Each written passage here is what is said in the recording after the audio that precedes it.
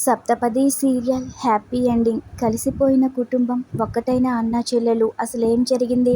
పూర్తి వివరాలు చివరి ఎపిసోడ్లో మీకోసం.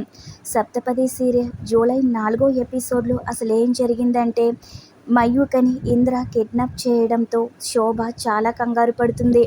మైత్రి ఇంద్రాని ఇంట్లో నుంచి పంపించేస్తానంటే నేనే వద్దన్నాను. ఆ రోజు మైత్రి మాట వినుంటే అలా జరిగేదే కాదు. ఆ దుర్మార్గుడు నా కూతుర్ని ఎన్ని కష్టాలు పెడుతున్నాడో అని శోభ ఏడుస్తూ ఉంటుంది. అన్నయ్య వెళ్ళాడు కాబట్టి అన్నయ్య తప్పకుండా చెల్లిని తీసుకొస్తాడన్న నమ్మకం నాకుందని అంజలి అంటూ ఉంటే, అప్పుడే మైత్రి, అరవింద్ ఇద్దరూ కూడా మయూకని తీసుకుని ఇంటికొస్తారు. మయూకని చూసి శోభ చాలా ఎమోషనల్ అవుతుంది. ఇంట్లో అందరూ కూడా ఎమోషనల్ అయిపోతారు. ఇక అరవింద్ తలకి తగిలిన గాయం చూసి ఏమైందని శోభ అడిగితే, మయూకని కాపాడడంలో అల్లే ఈ గాయం అయిందని మైత్రి చెప్తూ ఉంటుంది. నువ్వే లేకపోతే వాడు నా కూతుర్ని ఏం చేసేవాడో. నా బిడ్డను క్షేమంగా ఇంటికి తీసుకొచ్చావు. నువ్వు నా కొడుకు మాత్రమే కాదు, మా కుటుంబ రక్షకుడివి అని శోభ అంటుంది. నీ రుణం ఎలా తీర్చుకోగలను అంటుంది శోభ. ఇది నా కుటుంబం. నా వాళ్ళకి ఎలాంటి ఆపద లేకుండా రాకుండా చూసుకోవడం నా బాధ్యత అని అరవింద్ అంటాడు. ఇంద్రాని పోలీసులు అరెస్ట్ చేసి తీసుకెళ్లారని, వాడి గురించి ఎవరు టెన్షన్ పడొద్దు అని మైత్రి చెప్తుంది. ఇక మయూక చాలా ఎమోషనల్ అయిపోతుంది.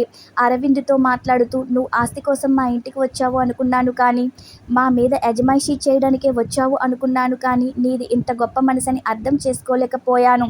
మీతో చాలా అహంకారంతో ప్రవర్తించానని మయూక అంటుంది.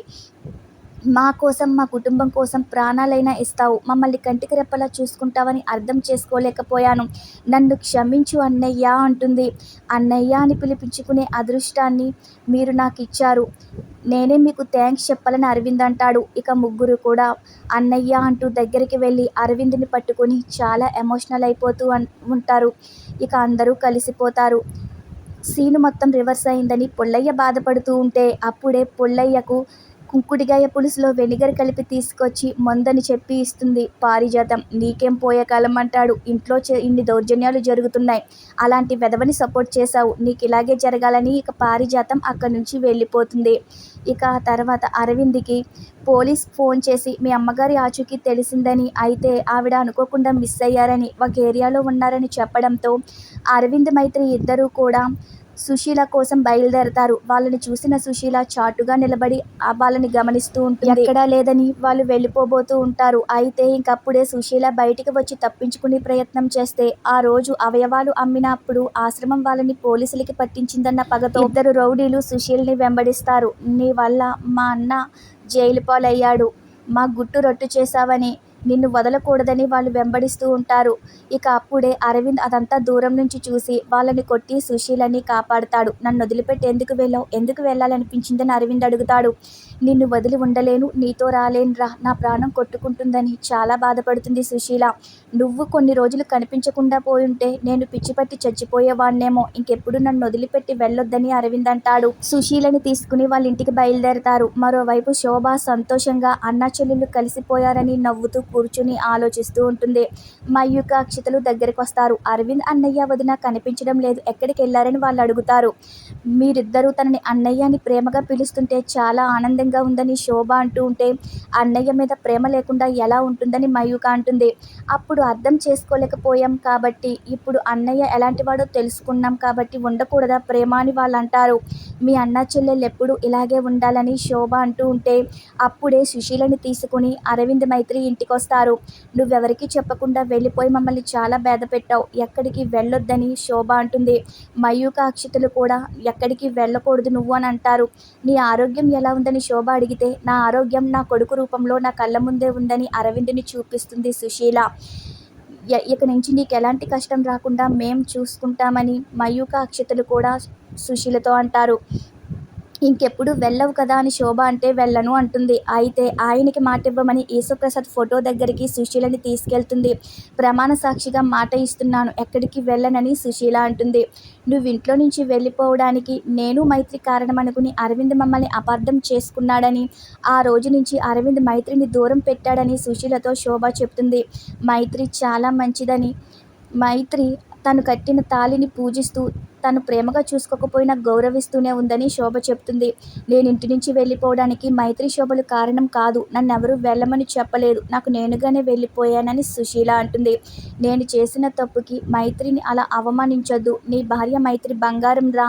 నేను మళ్ళీ ఇక్కడికి రావడానికి నువ్వెంత కారణమో మైత్రి కూడా అంతే కారణమని సుశీల అంటుంది. మైత్రి నీకు భార్యగా దొరకడం నీ అదృష్టం. తన మనసుని ఎప్పుడూ నొప్పించొద్దని అరవింద్, మైత్రిలను ఒక్కటి చేస్తుంది సుశీల. ఇక మైత్రి కన్నీళ్లు పెట్టుకోవడంతో అమ్మ అదృష్టం అంటుందిగా నువ్వు కన్నీళ్లు పెట్టొద్దు. నిన్ను నేను నిజంగా చాలా బాధ పెట్టాను. సారీ బంగారం అని అరవింద్ అంటాడు. ఇక శోభని చూస్తూ నేను మిమ్మల్ని కూడా అపార్థం చేసుకున్నాను. సారీ, నన్ను క్షమించు అని అడుగుతాడు. అందరూ కలుసుకున్నాం కాబట్టి ఈ శుభ సమయంలో నీ చెల్లెలు ఎవరో చెప్పేస్తానని శోభ చెప్పబోతూ ఉంటే, నా ముగ్గురు కూతుర్లో నీ కూతురు ఎవరో చెప్పబోతున్నానని అంటూ ఉంటే, నా సొంత చెల్లెలెవరో ఇప్పుడు నేను తెలుసుకోలేను. నేను చెప్తాను చూడండి, ముగ్గురు నా సొంత చెల్లెళ్ళే అని అరవింద్ అంటాడు. అయితే గతంలో మాత్రం శోభ అరవింద్ సొంత చెల్లెలు మయూక అని చెప్పినప్పుడు అరవింద్ విన్నాడు. అరవింద్కి తన సొంత చెల్లెలు ఎవరో కూడా తెలుసు. ఇప్పుడు నువ్వు నిజం చెప్తే నా ఆలోచన, పక్షపాతం, స్వార్థం అన్నీ పెరిగిపోతాయి. మిమ్మల్ని అందరినీ మంచిగా చూసుకోవాలన్న బాధ్యతని తగ్గించేస్తుంది. అది నాకు ఇష్టం లేదని అరవింద్ కవర్ చేసేస్తాడు. నా కూతురు ఎవరో నాకు తెలుసుకోవాలని లేదని, మీ ముగ్గురు కూతుర్లని నేను నా చెల్లెల్లాగే చూసుకుంటానని అరవింద్ అంటూ ఉంటే, ఈ ముగ్గురు కూతుర్లు నన్ను కూతురులాగే చూసుకుంటానని సుశీల కూడా అంటుంది. నిజమైన ప్రేమని అసూయగా మార్చొద్దని సుశీల అంటుంది. అలా అందరూ కలిసిపోతారు. ఇక అప్పుడు పారిజాతం అందరూ కలిసిన శుభ సందర్భంలో అరవింద్, మైత్రికి, విక్కీ, అంజలిలకి శోభనానికి మంచి ముహూర్తం పెట్టించండి అని అంటుంది. అందరూ నవ్వుతారు. రేపు రాఖీ పౌర్ణమి, మంచి రోజు. రేపే ముహూర్తాలు పెట్టిస్తానని శోభ అంటుంది. రాఖీ పౌర్ణమి రోజు ముగ్గురు చెల్లెళ్ళు కూడా అరవింద్కి రాఖీ కడతారు. అరవింద్ దగ్గర ఆశీర్వాదం తీసుకుంటారు. ముగ్గురికి స్వీట్ తినిపిస్తాడు. స్వీట్ ఇవ్వడం కాదు, చెల్లెలకి డబ్బులు ఇవ్వాలని మైత్రి అంటూ ఉంటే, డబ్బులేంటి, నా చెల్లెల కోసం నా ప్రాణమైనా ఇస్తానని అరవింద్ అంటాడు. నా కొడుకు బంగారం అని శోభ, సుశీల ఇద్దరూ మెచ్చుకుంటారు. కాదు, మా అన్నయ్య బంగారం అని ముగ్గురు చెల్లెళ్ళు అంటారు. అందరూ నవ్వుకుంటారు. అలా సీరియల్కి ఎండ్ కార్డు పడిపోతుంది. మొత్తం మీద సప్తపది సీరియల్ని హ్యాపీ ఎండింగ్తో ముగించేస్తారు. మీరు ఏ సీరియల్ రివ్యూ కోసం ఎదురు చూస్తున్నారో కామెంట్ సెక్షన్లో తెలియజేయండి. Thanks for watching our video. మన ఛానల్ని సబ్స్క్రైబ్ చేసుకుని మీ సపోర్ట్ మాకు అందించండి.